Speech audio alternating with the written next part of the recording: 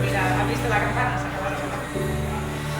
Aquí está la historia, ¿vale? Es de un motero que se quedó tirado, un duende le rescató y le regaló una campanita. Entonces hay que colgarla a la moto, en la parte más baja de la moto. Pero hay que con una brida. Sí, una brida. Pero bueno, tú ya ingenias cómo la pones. Lo mismo me metes una